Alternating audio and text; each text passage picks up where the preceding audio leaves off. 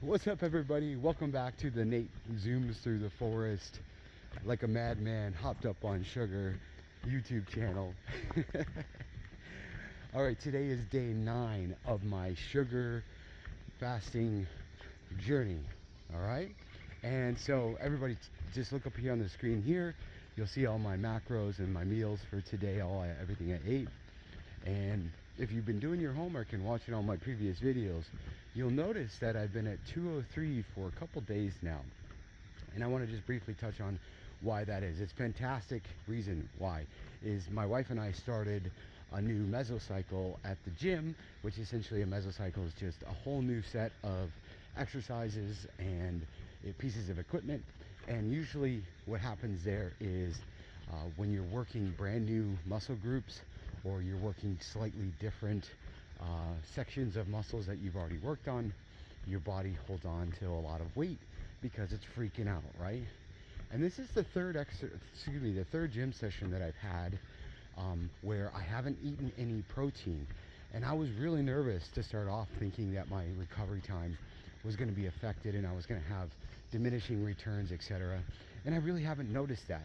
And as I'm weighing in, I have one of those body Hume pods that tells me all of my metrics, including each limb and how much muscle mass and lean mass I have. And I'm happy to report that overall, aggregate wise, I haven't lost any muscle mass. Okay, so all of these things, this information out there, scare taxes telling you that, oh, you're gonna lose a bunch of muscle mass if you don't eat, protein and da da da da. Like, it's just not there, guys. I follow the evidence, I follow what it says, and it's just not that. All right, anyways, so let me give you a couple updates. But yeah, let me I'm gonna touch base a little bit more on the weight piece and how to manage your expectations around those types of things. But let me give you a couple updates about me and my life here going on. So first and foremost, this is going to be my last day of just sugar fasting. Like I mentioned in a few of my previous videos, we have a graduation festivities going on this week and next, and so I'm going to be this is going to be my last day of just straight sugar fasting. My sons are graduating high school and elementary school, and we got a lot of friends and family coming in. So Tuesday through Friday of this week, I'm going to kind of do like a hybrid approach where I'm going to be sugar bombing in the morning, just like I've been doing all along, and then in the evening I'll be doing whatever come May, right? If we're going to go out eat, or we're gonna have meals at the house, whatever we do, I'm just gonna be present. I'm gonna be focused not on the food, but on the people. And I think that's the most enlightening and the thing that I've enjoyed the most about this sugar fasting piece is that I've had so many revelations in the last 9 days about my relationship with food, about the single-minded thinking around only being able to solve a problem in one way. I was stuck in the carnivore fasting space for so long that I didn't even know that I could go about doing something, solving it in a different way, and having the results come, but also help me change my entire mindset around how to solve problems, how to approach problems. So anyways, yeah, I'll be cutting out the sugar fasting after today. I'll be doing a hybrid the rest of the week, and then my plan is to get back on the sugar fasting on the weekend. And again, the weight's inevitably going to fluctuate. I'm not worried about it. And that, again, my goal's not changed. I'm still locked in on that one wonderland. It's just, again, timelines. You got to give yourself a little bit more time. And again, I'll touch base a little bit on that, about managing expectations. Another thing that's going on with me is, if you go back to my very first video, The Journey Begins, I mentioned that I want to run a marathon by my 44th birthday next January 2026. And today is the first day of that training. So I'm starting off small. I haven't ran in many years. I do a little bit of jogging. I love zooming through the forest here, and sometimes I find myself just going a little bit faster into a jog probably. But I'm gonna start off with a 5K, and then I'm gonna work my way up to a 10K and then a half marathon. And the goal is in January of next year, I will be running a full-fledged marathon. And this is one of those things I really wanted to kind of emphasize to you as well. Do you have those long-reaching goals that are pretty out there, right? Like a marathon. And if you even know anything about the first person that ran the marathon when the prisoners were coming, he ran all the way to Athens to alert the army. He died, right? So a marathon is a pretty big, long, 26.2 miles is long, right? It's very long. So when you're setting goals, try to make them very out there, very far-fetched, but then set mini goals in between where, like I said, I'm doing a 5K, so I'm training for a 5K. I'm going to be doing 2 months of training and then running a 5K. That's 3.2 miles, okay? Then after that, I'm going to train for a 10K. That's going to be another 2 months, and then a half marathon, another 2 months, and then the marathon training, I think, is about 3.5 months. So I'm setting small incremental goals that build up to one big goal. It has nothing to do with weight loss, and has everything to do with the fact that when I was a little bit younger, probably in my early 20s, I signed up when I lived up in Minnesota. I signed up for what's called the Grandma's Marathon. It's up in Duluth. It's way up in the north there, and I trained for it for many months. I was ready to go, and the last like 2 or 3 weeks before the run, I got injured, and I can never run it. And I have not been able to stop thinking about running a marathon. And every year I say, oh, I'm going to run a marathon. Oh, I'm going to run a marathon. And then it's one of those things where you just, you say it, but then you put no actions behind it. It's aspirational. And then every year, all year long, I'm thinking, man, it would be really cool to run a marathon. Then when you're large and you're miserable, you're like, yeah, there's no way I'm doing that. So this is the first day, day one of my, what I like to call my marathon training goal. And it starts with a 5K. So I'll be posting up as much as I can on this journey as well about my running. Again, I'm not the greatest runner in the world, but I just absolutely enjoy it. I don't like running on concrete so much. I love running out here in nature, but I love the feel of the ground. I love being able to know what I'm stepping on and the contour between rocks and leaves and cement.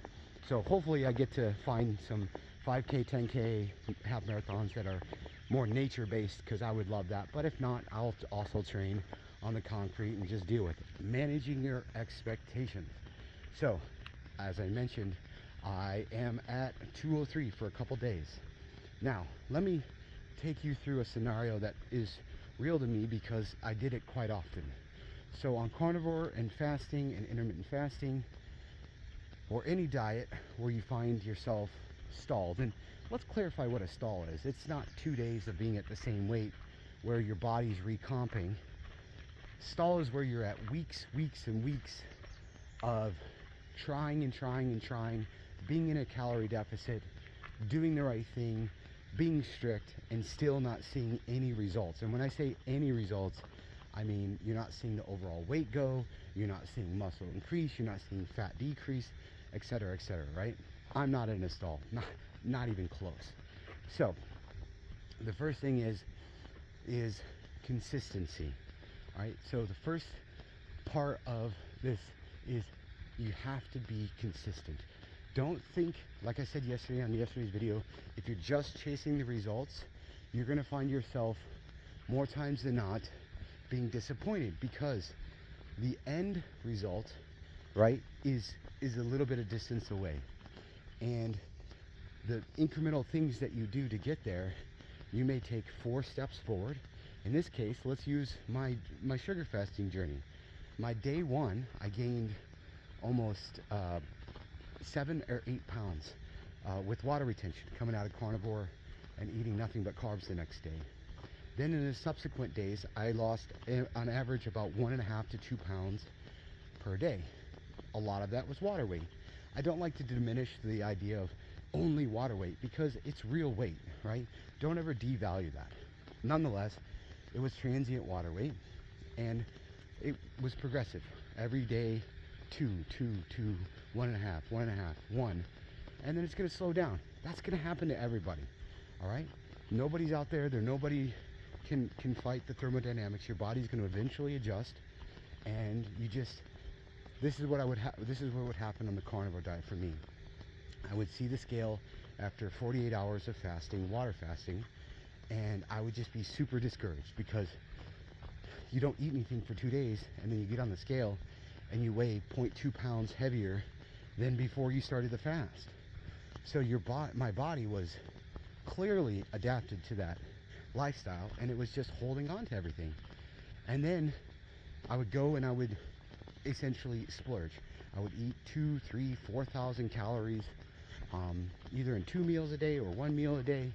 And then, this may be a little TMI, but I would be stuck at home close to a bathroom because for the next 2, 3, 5 hours, I would have very, volatile situation in my stomach, in my gut, right? So it was a very unhealthy relationship with food when it came to, oh man, I didn't lose any weight, but I have to eat, etc.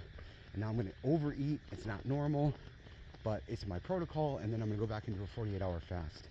That cycle continued over and over again, and I would just continue to be stuck. All right? So, consistency. What that means to me is this. Did you go and plan to do something today? If it be go for a walk, or if it be go to the gym, or play a sport, whatever it is. And then did you show up and do it? That matters way more, okay? And that's my first piece. If you're looking for perfection, if you're looking for, I always have to do the thing that I say and set out to do. And if I don't do it exactly correct and exactly right, then I'm a failure. I'm going to tell you right now, based on my experience, you're going to find yourself more times than not failing and not being perfect. So, show up, put in the work, put in the effort, and the results will come. You just have to be patient with yourself, but ultimately you have to just think about, okay, did I do those things today, like I said in yesterday's video, that I can look back on the day and say, yeah, I rocked that day, okay? That's number one. The second one is this, and this is probably the most important one, and my wife and I find ourselves doing this more times than not now. As we're putting together some old pictures because we want a slideshow for the graduation party for our oldest, and we're looking through old pictures of ourselves, and eventually I'm going to post a long form video about my weight loss journey, and you'll see them, okay? So it's startling. And so sometimes you yourself don't see. I have body dysmorphia. I was talking about this last night with my wife, and I'm always going to see myself as that 335-pound person that isn't good enough, that is a failure, that is completely metabolically unhealthy, and is just a miserable human being, right? My mindset, I'm always going to be there. But then I look in the mirror and go, oh, I'm not that person anymore. But you have to keep reaffirming that, okay? So the second piece I wanted to talk about on managing expectations is around non-scale victories. And this can be anything, how you feel, right? How your moods are doing. Are you feeling stronger? Are your clothes no longer fitting, and are they falling off? I have this shirt on right here, right? It's a 2X. All of my shirts, they're kind of tied in with the weight vest, but all of my shirts are 2X or bigger. They're like big baggy, garbage bag. I throw them over there because they're like a pump cover now, and they're really comfy, so I keep wearing them, but I can fit into a large now. And so those are the types of things, right? And they could be things that are like, oh wow, I didn't realize. And those are the most fun pieces. And you really gotta, when you find a non-scale victory, whatever that is to you, you need to just really put it on high. You need to write it down. You need to remind yourself, however you need to do it. But I promise you, those non-scale victories mentally are a game changer. if you're just focused on the scale and you're just focused on weight loss, overall weight loss, I'm telling you right now, you're gonna lose weight and then it's gonna stop.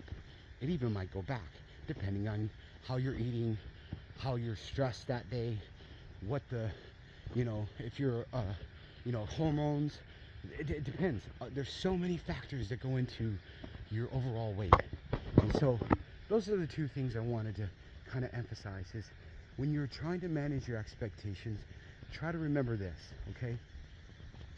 That at the end of the day, the results follow. The results follow when you consistently show up and you prioritize yourself. Okay? So, this is going to be my only video for the day, but I really wanted everybody to kind of just understand, hey, look, I've been at 203 for a few days. I'm on the sugar fasting protocol. I'm very strict. You can see all my data, what I'm eating, etc. I'm not freaking out because I've changed my relationship with food. I'm no longer binging on every other day. I'm no longer doing water fast. I'm just enjoying the moment, listening to my body and adjusting as I see fit. So I hope everybody has a great day. I hope everybody is doing something nice for themselves, something wonderful for somebody else. And if you have a non-negotiable, show up, put in the work, even if you're struggling, even if you're a little bit sore like I am today on my quads. Holy Hannah. Actually, here's funny. I'm going to post this up real quick. So if you look up, I'm going to splice this in. My wife, she secretly filmed me in the gym doing the last session of the last workout, last set of a new mobility exercise. You can see how much I was struggling.